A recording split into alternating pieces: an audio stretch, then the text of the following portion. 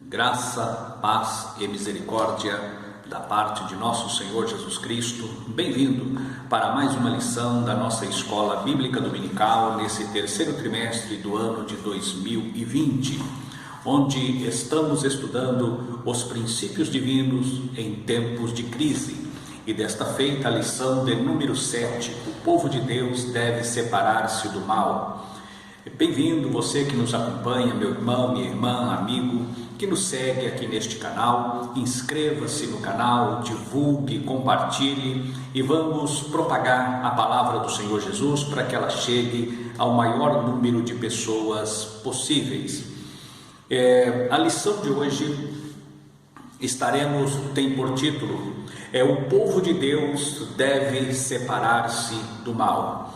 O nosso texto áureo, que é o tema central da nossa lição, está na segunda epístola do apóstolo Paulo aos Coríntios, no capítulo 6, o versículo 17, que diz: pelo que saí do meio deles e apartai-vos, diz o Senhor, e não toqueis nada imundo, e eu vos receberei. A verdade prática: o mundanismo na igreja corrompe os bons costumes e extingue a santidade. O mundanismo na igreja corrompe os bons costumes e extingue a santidade. Este é o tema da nossa lição que estamos a partir de agora fazendo aqui este comentário. A nossa leitura em classe, o texto básico da lição está no livro de Esdras, capítulo 2, versículos 59 ao 62, e no capítulo 4, versículos 2, 3, e também no capítulo 6, versículos 2 até o 4. Porém, eu quero fazer menção nesta lição, antes de ler aqui esse texto, eu quero já deixar registrado o Apocalipse, capítulo 18, que diz, versículo 4: e ouvi outra voz do céu que dizia: sai dela, povo meu, que não sejais participante dos seus pecados, e para que não incorras nas suas pragas, porque já os seus pecados se acumularam até os céus, e Deus se lembrou das iniquidades dela. Aqui está falando da queda da Babilônia. A Babilônia espiritual é uma referência aqui no capítulo 18 do Apocalipse, e é presente nesta época em que estamos, é bem presente esse texto sagrado, de acordo, encaixa perfeitamente nesta lição que estamos estudando, estaremos comentando a partir de agora. Aqui nós encontramos nas lições anteriores duas coisas que impedia a manifestação do poder de Deus, que feria a santidade de Deus: o altar caído, o altar desarrumado, um altar profanado. O que havia acontecido tanto no Reino do Norte quanto no Reino do Sul. No caso do Reino do Sul, Acás foi a Damasco e pegou o modelo do altar de Damasco e mandou que viesse esse altar e fosse edificado, erigido no templo em Jerusalém, e o altar do Senhor foi desprezado por Acás.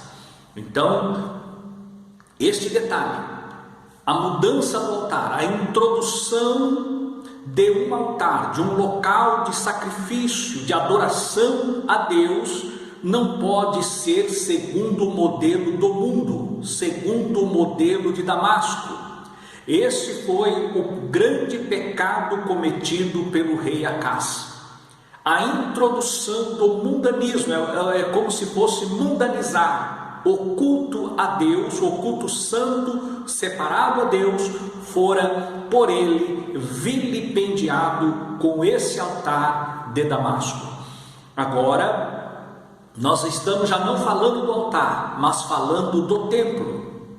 Primeiramente, quando o templo foi edificado por Zorobabel, os samaritanos quiseram participar da construção e foram rejeitados.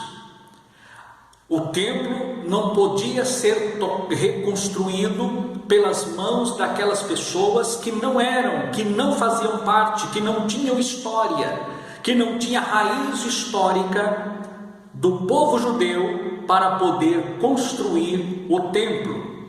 E esta preocupação foi tida por Zorobabel e pelo sumo sacerdote Josué. Agora eu quero ler aqui alguns textos de uma forma rápida para compreensão. No capítulo 2 de Esdras, versículo 59, diz assim: também esses subiram de Tel-Melá e Tel-Harzá, Querube, Adã e Imer, porém não puderam mostrar a casa de seus pais e sua linhagem, se de Israel eram. A origem, não puderam provar a sua origem. Os filhos de Delaías, os filhos de Tobias, os filhos de Necoda, 652. E dos filhos dos sacerdotes, os filhos de Abaías, os filhos de Cos, os filhos de Barzilai, que tomou mulher das filhas de Barzilai, o gileadita, e que foi chamado do seu nome. Estes buscaram seu registro entre os que estavam registrados nas genealogias, mas não se acharam nelas, pelo que por imundos foram rejeitados para o sacerdócio. O zelo de Esdras, ou melhor, de Zorobabel, do que veio com a primeira leva de judeus, bem como o sumo sacerdote Josué, eles buscaram, as pessoas foram diligentes em buscar as origens, para que não cometesse pecado contra Deus, em permitir que pessoas que não fossem ordenadas, que tivessem, como foi determinado por Moisés, a linhagem levítica e a linhagem sacerdotal, para tomar parte no serviço de sacrifício a Deus, do culto a Deus. Eles tomaram esse devido cuidado para que não viessem a ser rejeitados por Deus. E nós vimos que esse zelo prevaleceu. No capítulo 4, também no versículo 2, nós encontramos aqui que Zorobabel, um dos chefes, as pessoas chegaram para Zorobabel e disseram: deixai-nos a edificar convosco, como vós. Buscaremos o vosso Deus, como também já lhe sacrificamos desde os dias de Esaradom, rei da Síria, que nos mandou vir para aqui. Então a pessoa chegou com uma história: olha, nós viemos morar aqui nessa terra e o rei Esaradom, ele nos enviou para cá, e desde que aqui chegamos nós temos sacrificado ao Deus de Israel. O argumento que eles trouxeram tinha fundamento histórico, baseado na ordem de Esaradom, rei da Síria. E eles disseram: olha, nós testificamos, nós servimos a esse Deus, então permita. Porém, Zorobabel e Jesua e os chefes dos pais de Israel lhes disseram: não convém que vós e nós edifiquemos casa a nosso Deus, mas nós sós a edificaremos ao Senhor Deus de Israel, como nos ordenou o rei Ciro, rei da Pérsia. Aqui é um detalhe, que no decreto de Ciro, estava dizendo, era um decreto taxativo. Existe o exemplificativo, a expressão exemplificativa e a expressão taxativa. No caso, foi uma expressão taxativa, limitada aos judeus para a reconstrução do templo, e eles usaram o decreto legal de Ciro para justificarem a não participação das pessoas que não fossem da linhagem de Israel na construção do templo. Mas a história segue. No capítulo 6, agora já no capítulo 6, no versículo 2, em Ametá, no palácio que está na província da Média, se achou um rolo e nele estava escrito um memorial que dizia assim. Agora vai dizer o decreto lá de Ciro, aquele decreto lá do ano 536 a.C. No ano primeiro de Ciro, o rei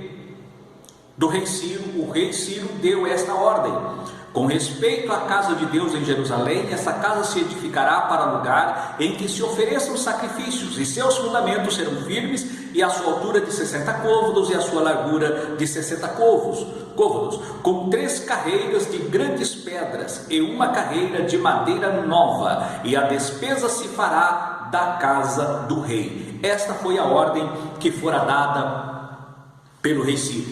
Assim, o povo judeu estava agora edificando o templo e não aceitaram a participação de pessoas estranhas para edificar a casa do Senhor. Aqui na nossa lição, no tópico primeiro, diz: somente os judeus retomariam a obra.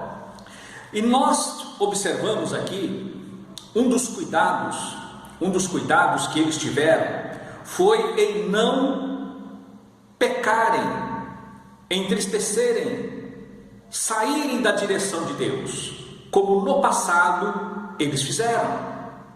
Agora eles estavam preocupados em obedecer a Deus, obedecer a ordem de Deus e seguir fielmente segundo o que Moisés havia determinado.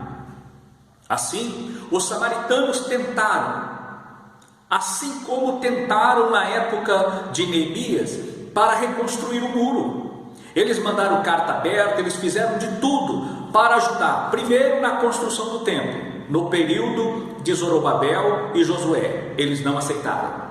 Aí veio Neemias agora para reconstruir os muros de Jerusalém, e eles também tentaram impedir isso, mas também o povo judeu não aceitou, rechaçaram de forma firme a participação dos samaritanos porque eles tinham um certo privilégio naquela região por servirem ao Deus de Israel. Então eles tinham aquele valor, aquele respeito, aquele reconhecimento das nações, e o que eles queriam agora era privilégio religioso e político diante dos vizinhos. Porém, o povo judeu não aceitou dividir o privilégio, ou melhor, não aceitou dividir aquilo que eles tinham de Deus, tinham recebido de Deus, com aqueles que não tinham a sua genealogia confirmada em que fossem eles verdadeiramente da nação de Israel. E essa preocupação aqui, os samaritanos, qual era a origem dos samaritanos? Muitas vezes as pessoas perguntam, já falamos aqui em outras lições, apenas no capítulo 17 do segundo livro dos reis é que traz a origem samaritana. Quando o reino do norte foi levado cativo pelo Império Assírio, o que o rei fez?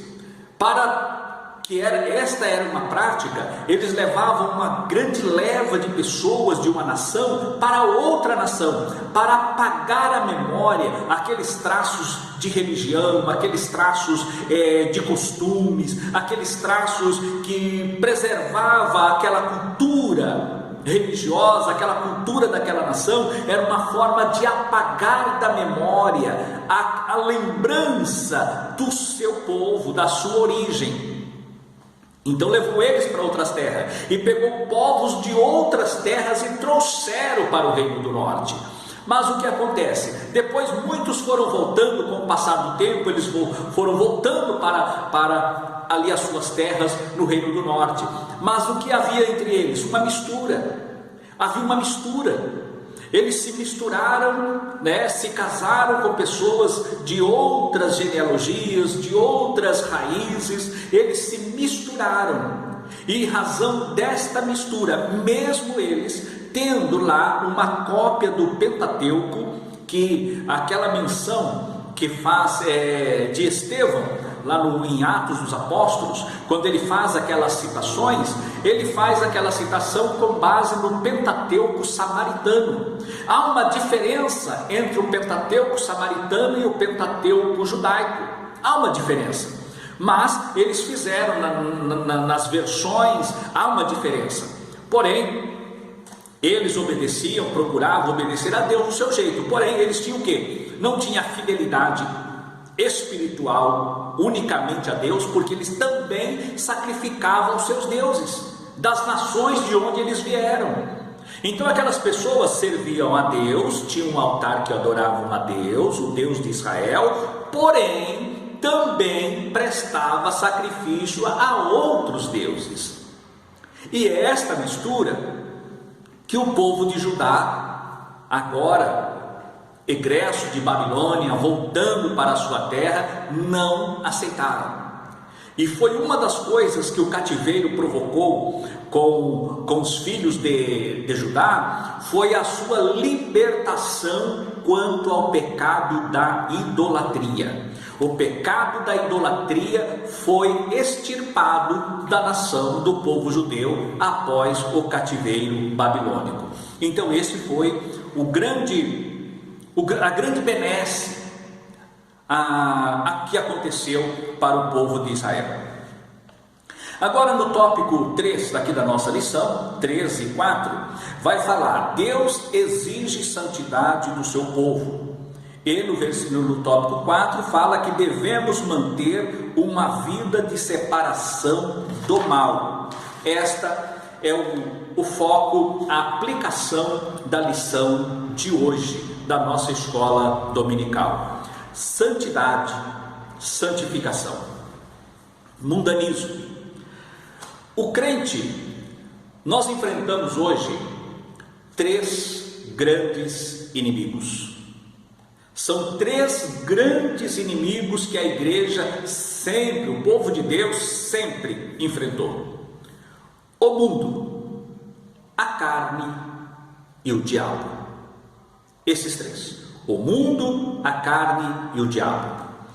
E quando nós vamos falar a respeito de Davi, nós encontramos ali que o jovem Davi, quando foi escolhido por Deus, recebeu ali o revestimento do Espírito Santo de Deus, ele enfrentou 3 batalhas.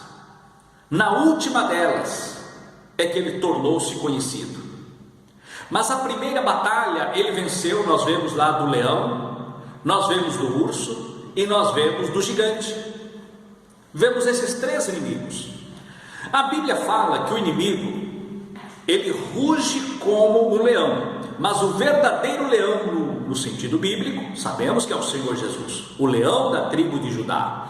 Porém, até mesmo na bênção de Jacó para os seus filhos, quando ele abençoa ali as 12 tribos, ele fala que Judá era o leãozinho, né? E Jesus é o leão da tribo de Judá. Agora, para fazermos uma conjecturando a história, o fato que aconteceu com Davi, a historicidade de Davi, nesta conjectura, quero colocar o inimigo das nossas almas, o diabo, como uma figura do leão.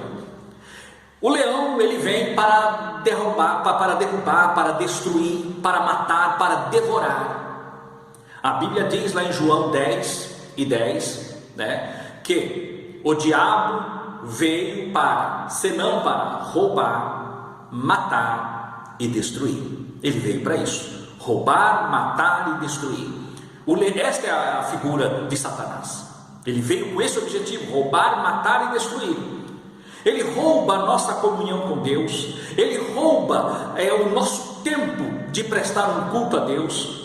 Ele veio para matar a nossa vida espiritual, para matar o nosso relacionamento, aquele sentimento de comunhão com Deus, e por fim, para destruir a nossa vida, levando à condenação eterna. Ele veio roubar, matar e destruir. Porém, o Filho de Deus, ele veio para dar vida e vida com abundância. O primeiro inimigo que Davi, ele luta, foi com o leão, ele venceu o leão. O segundo foi o urso. O urso, ele se caracteriza pela sua tenacidade, pela sua musculatura, pela sua fortaleza, pela sua resistência.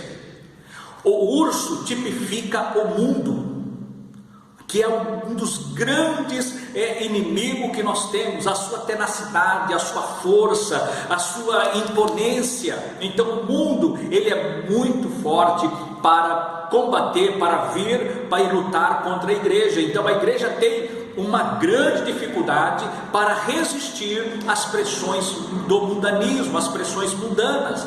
E é um dos problemas que mais tem solapado a identidade das igrejas no dia de hoje, nesse tempo final, é justamente o mundanismo no seio da igreja. E é o que o nosso texto aqui da nossa lição, é o que é comentário feito aqui pelo pastor Eurico Bernstein nos traz neste dia. E o terceiro inimigo, o gigante, representa a carne. A carne é um grande gigante, é um gigante que nós temos que debater com este gigante dia após dia. Nós temos que lutar contra esse gigante o tempo todo. Às vezes a pessoa ela tem uma dificuldade na oração, uma dificuldade para algum vício, alguma fraqueza. Como que a pessoa vai vencer a fraqueza da carne? Sacrificando a carne através do jejum, através da oração, através que quando a pessoa ela quebra, ela combate contra a carne, então a carne ela enfraquece, e quando a carne enfraquece, então o espírito sobressai.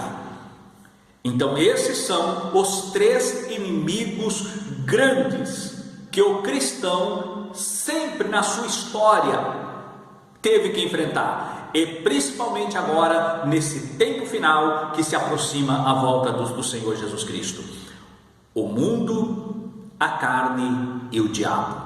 O diabo, o mundo e a carne, os três grandes inimigos que o cristão está a enfrentar nesse último tempo.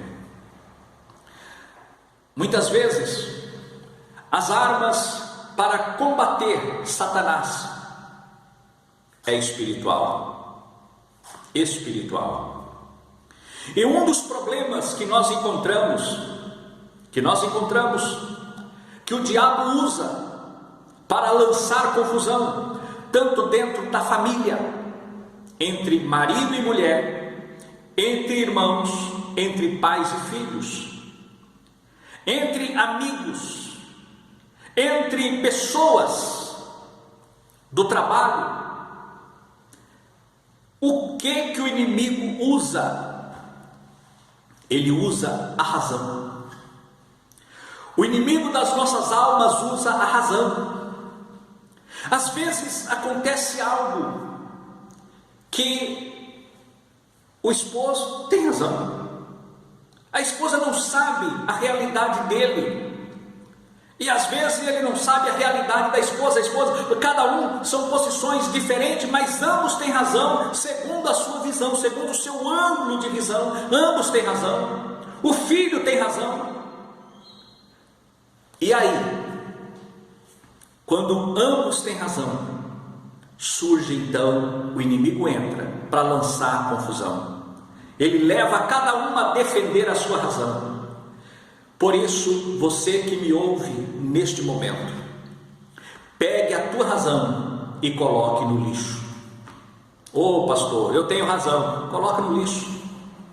Mas eu tenho razão, coloque no lixo. Mas eu tenho, coloque no lixo. Coloca a razão no lixo. E usa a sobriedade, que é fruto do Espírito Santo. A sobriedade nos leva a não agir na hora da adversidade, na hora do calor da discussão, na hora do calor de ver quem tem razão. A sobriedade nos leva a refletir.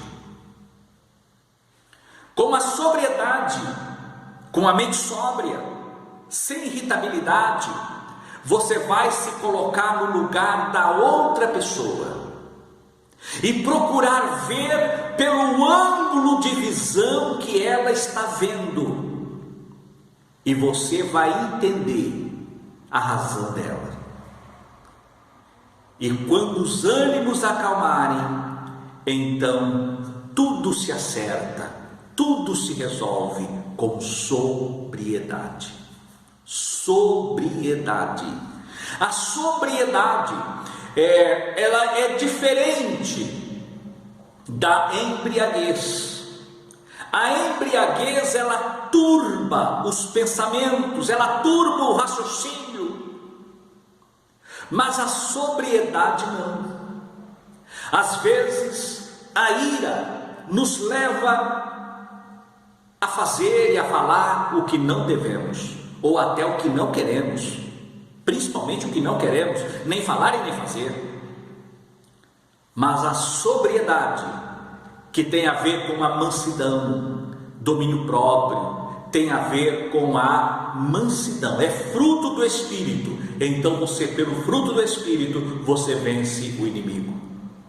É assim que nós, porque Paulo disse que as armas da nossa milícia não são carnais, mas poderosas em Deus, para a destruição das fortalezas. Assim, de posse das armas espirituais, nós vencemos o espiritual. O mundanismo já é diferente. A questão do mundo e a questão da carne já é diferente. O mundanismo tem a ver com uma intromissão daquilo que é profano no sagrado. Isto é profanação.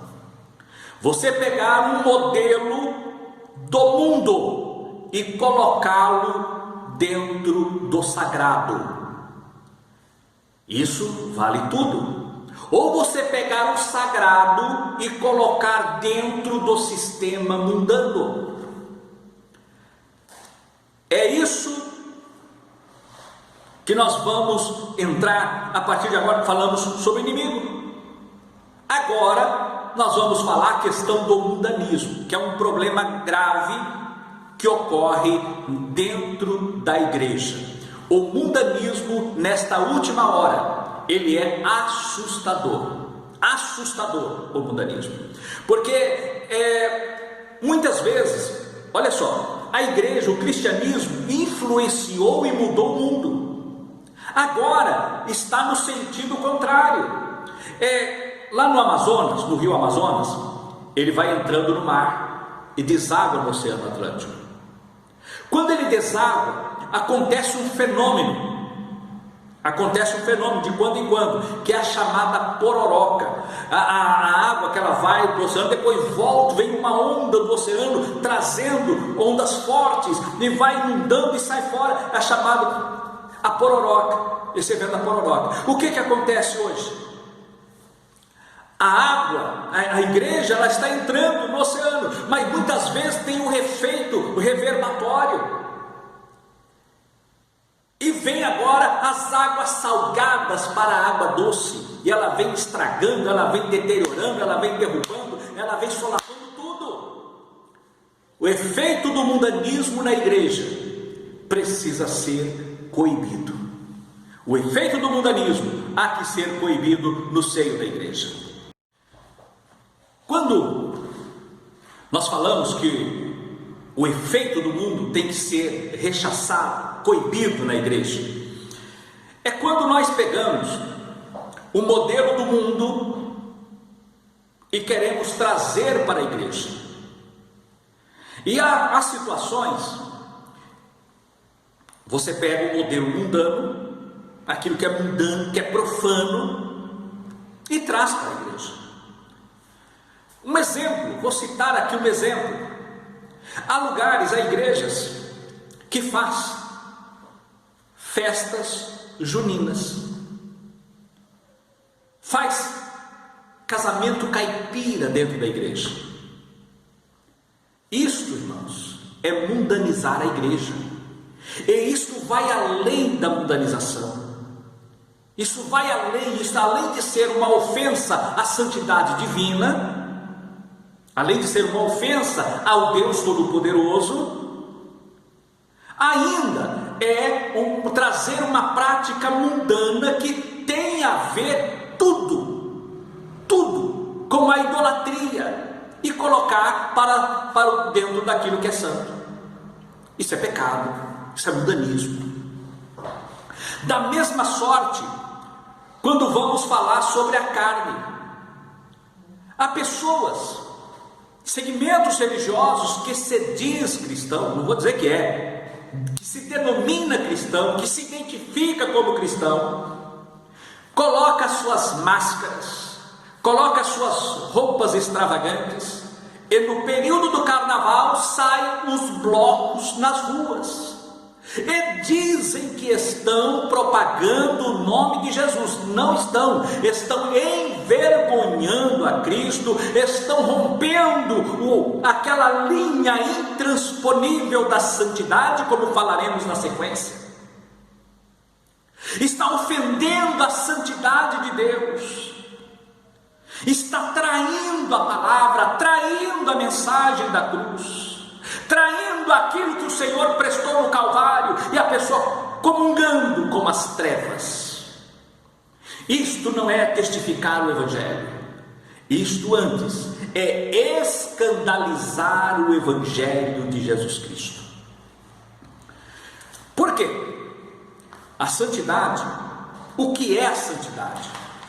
Santidade, irmãos, eu vou entrar num ponto bastante teológico agora, bastante teológico. O que é a santidade? A santidade, eu quero ler na primeira epístola do apóstolo Paulo aos Tessalonicenses, no capítulo 5 e no versículo 23, ela traz aqui essa epístola o seguinte texto: e o mesmo Deus de paz vos santifique em tudo.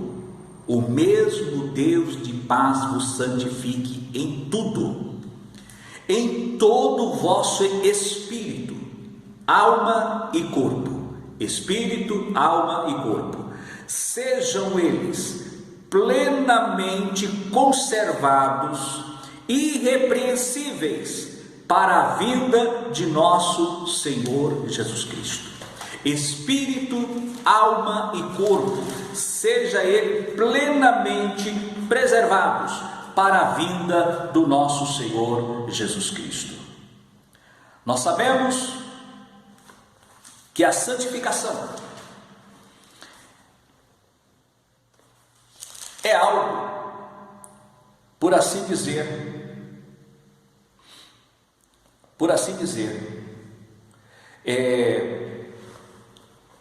não é uma sugestão, não é um aconselhamento.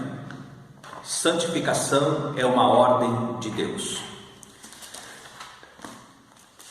A Bíblia diz que nós devemos ser santos em toda a maneira de viver, sendo, pois, santos em toda a vossa maneira de viver. A Bíblia diz: se como aquele que vos chamou é santo, sede vós também santos em toda a vossa maneira de viver. Aquele que te chamou é santo, sede também santo em toda a vossa maneira de viver. Ou seja, é abrangente. A santificação é abrangente. Além disso,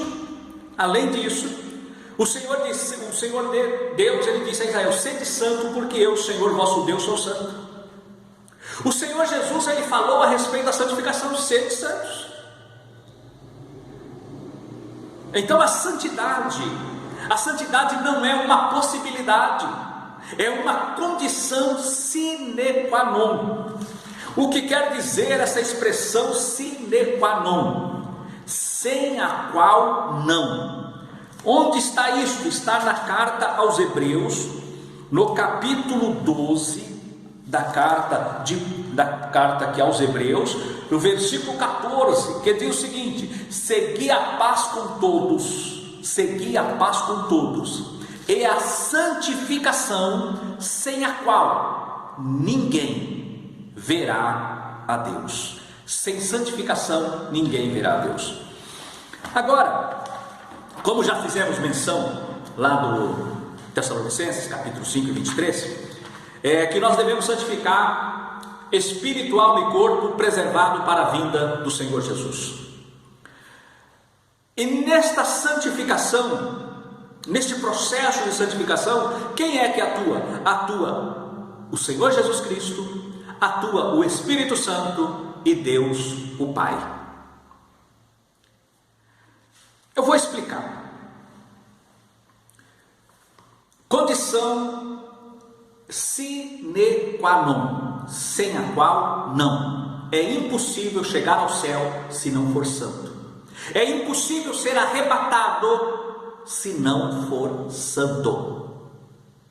Temos que ser santos em todas as formas, toda a abrangência da nossa vida, da nossa forma e maneira de viver. Aqui eu quero trazer uma rápida explicação,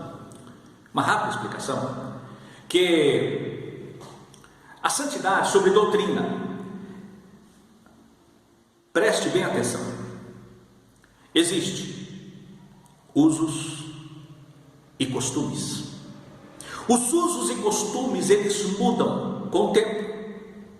Os usos e os costumes mudam com o tempo. A forma do homem se apresentar, da mulher se apresentar, muda com o tempo.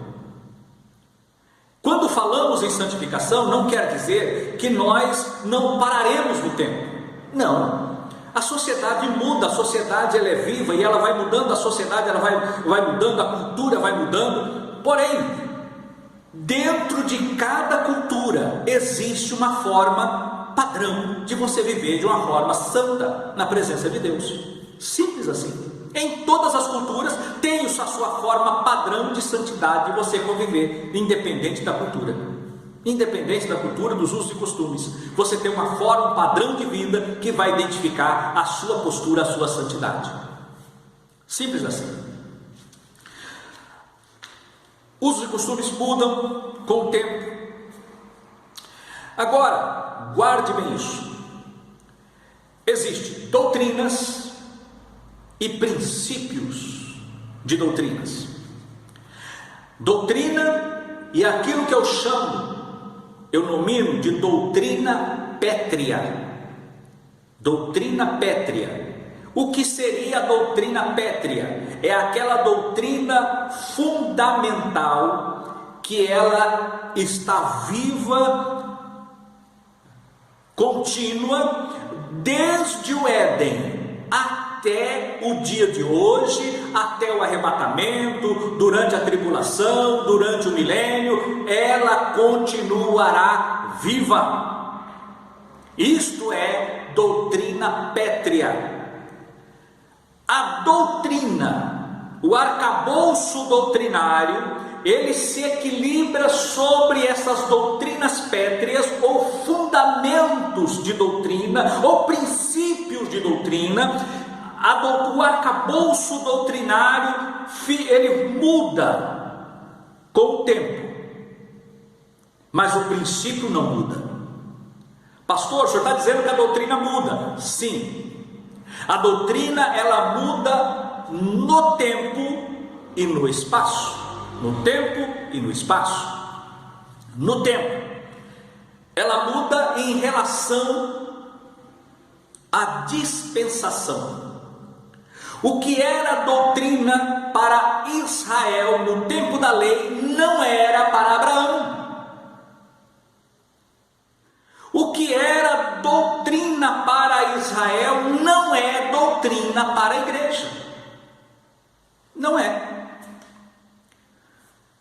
A doutrina do Antigo Testamento, ela mudou com o advento do nosso Senhor Jesus Cristo.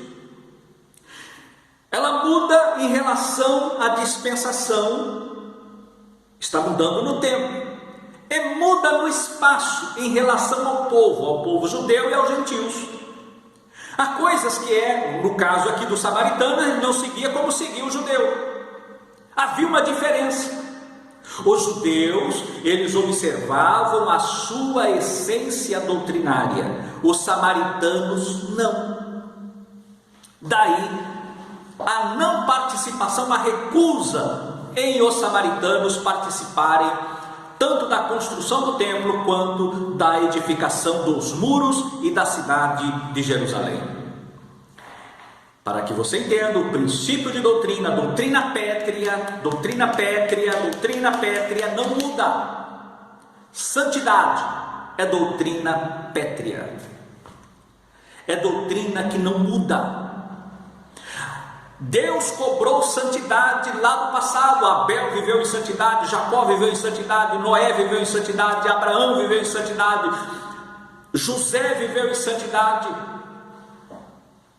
O povo de Judá procuraram viver em santidade. Quando Maria foi escolhida pelo Espírito Santo, ela vivia em santidade. Quando Zacarias foi escolhido por Deus e Isabel, sua esposa, para que gerasse a João Batista, viviam em santidade. Simeão vivia em santidade. Aquela profetisa Ana vivia em santidade. A Ana lá do Antigo Testamento, a mãe de Samuel, vivia em santidade. Davi, na sua época, ele viveu em santidade.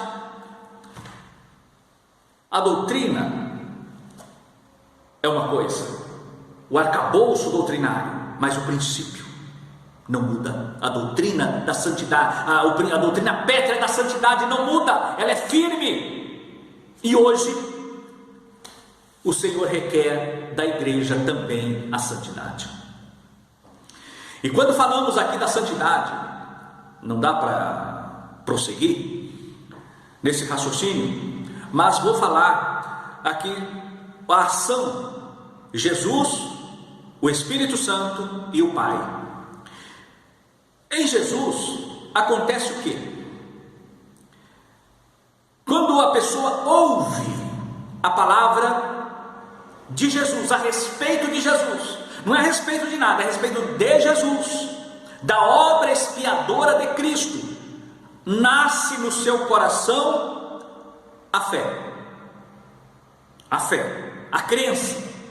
E quando a pessoa aceita pela fé a mensagem de Cristo, o Espírito Santo atua na pessoa, convence o homem do pecado, da justiça e do juízo.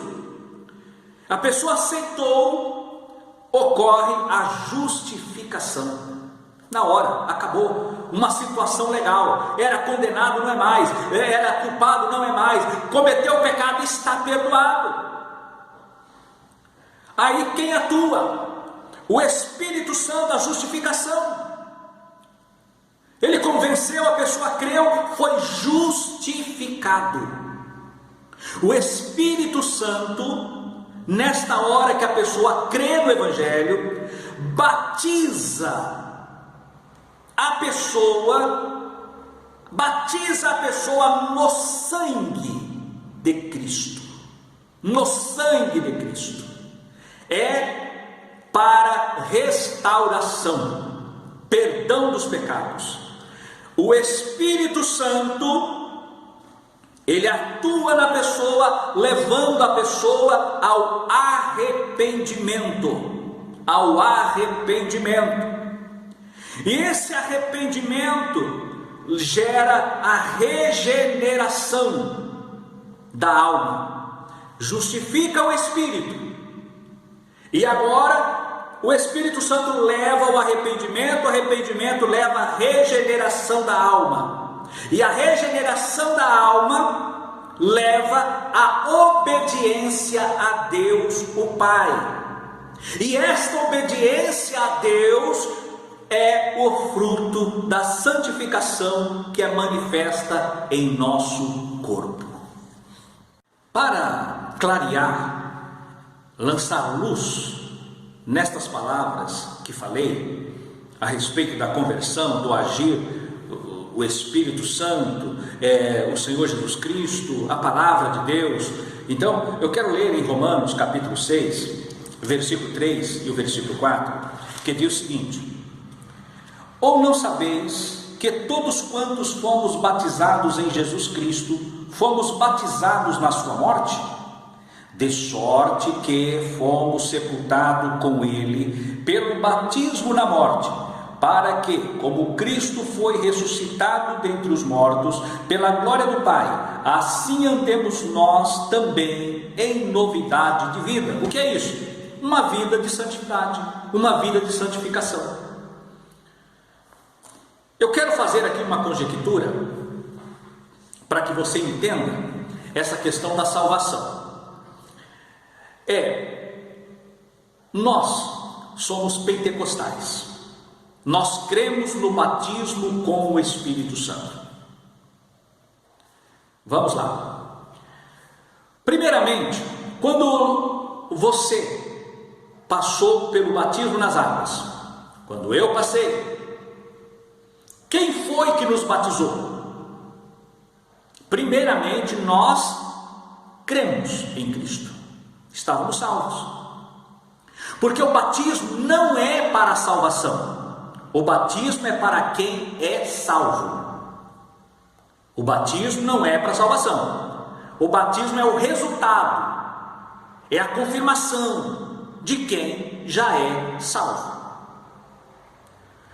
O batismo não salva, porém ele é para o salvo.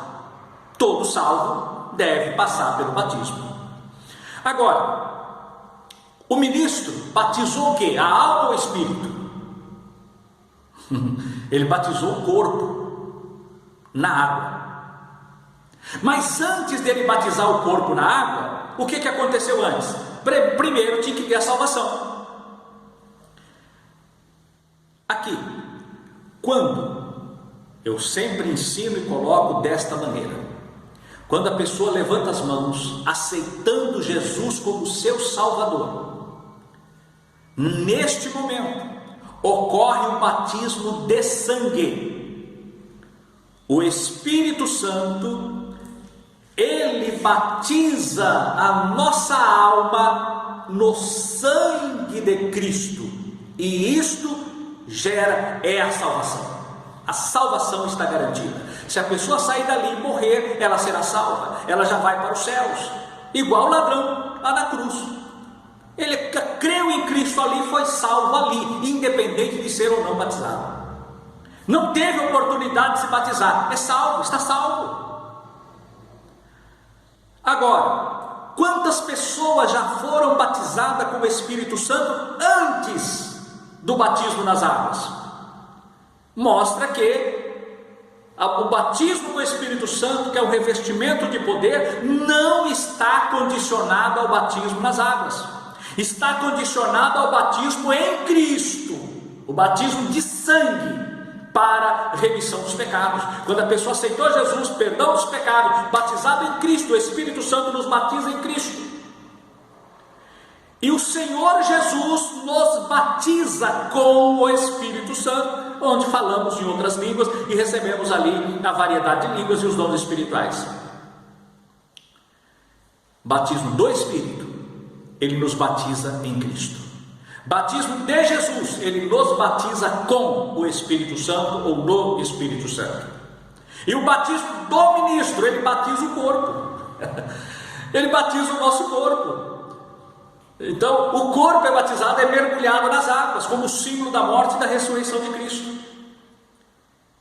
Aí mostra a grandeza, a profundidade dessa doutrina da tricotomia humana, que o tempo aqui não permite eu descer e explicar com mais detalhes, mas mostra aqui, para que entendamos, a respeito da santificação, que nós precisamos estar santificados espiritual e corpo.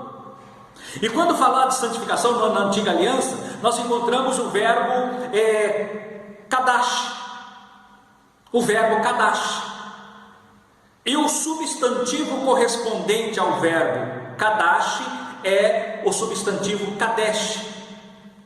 E o adjetivo correspondente ao substantivo Kadesh é o adjetivo Kadosh. E lá tem o significado de separado, de separação, de cortado e de brilhar. Em outras palavras, nós fomos separados, fomos cortados daquela maneira vã de viver. Fomos separados, fomos cortados. E agora nós vivemos uma nova vida, uma vida brilhante, uma vida que brilha. Porque fala também no sentido de brilhar e brilhante. Então nós vivemos uma vida brilhante, uma vida que refuge, que esplandece, que resplandece a luz de Cristo em nossas vidas. Quantas vezes nós deparamos com uma pessoa que nunca antes havíamos visto, ou numa rua, ou num coletivo, em algum lugar nós paramos e de repente olha para aquela pessoa e nós sentimos aquela comunhão. E de repente você fala, dá a impressão que você já conhece. É o brilho de Cristo. E você pergunta, é cristão? A pessoa diz sim. E ali a gente se identifica e sabemos que estamos falando com outro cristão, pessoa que já nasceu de novo. Na antiga aliança, na nova aliança, nós encontramos outros verbos. Esse é o verbo que no grego, no hebraico, né? Agora, no grego do Antigo Testamento, nós encontramos já algumas variedades. O verbo agiajo, que é derivado de ágios, que também vem da palavra hebraica kadosh. E também a expressão eiros, e ásios, e agnos, e ágios, que reflete a questão, que traz também o mesmo sentido de santidade e o processo da santificação. Então, uma coisa é a santidade, o processo para ser santo e o resultado desta santificação. Uma vida submissa à palavra de Deus e ao Espírito Santo de Deus, uma vida submissa à palavra de Deus e ao Espírito Santo de Deus gera a santidade. E é esta santidade que vai nos qualificar para estarmos com o Senhor. Assim, nós podemos dizer que a doutrina da santificação, ela é construída na base. E esta base, ela é tida como doutrina pétrea. A doutrina da santificação é uma doutrina pétrea, imutável, independente da dispensação, independente do povo. Ela mantém a sua essência, que é a santificação, a santidade ao Senhor nosso Deus. Assim, meus queridos amigos, irmãos que nos acompanham nessa escola dominical, nós chegamos em um tempo onde nós não podemos brincar com a nossa vida espiritual. Aqui o escritor, o nosso comentarista, pastor Eurico Bergsten, ele traz aqui uns exemplos, cita ali o caso de Asaf, quando ele olha e vê a prosperidade do ímpio, e ele questiona, meus pés quase se desviaram, mas no versículo 17, ele fala, até que entrei na presença de Deus e vi qual é o fim dos ímpios. Mas nós precisamos de uma vida de santidade, de uma vida de santificação, e essa vida de santidade e santificação resultará para a nossa eternidade, com o Senhor ou sem Ele. Que todos nós possamos levar uma vida de santidade e estarmos prontos para o arrebatamento da igreja que se aproxima. O mundo está perdido no mundanismo, na carnalidade. As pessoas copiando o mundo, trazendo o modelo do mundo para a igreja. Isso nunca deu certo e jamais dará certo. O modelo de Deus não se confunde com o modelo do diabo. O projeto de Deus não se confunde com o projeto do diabo.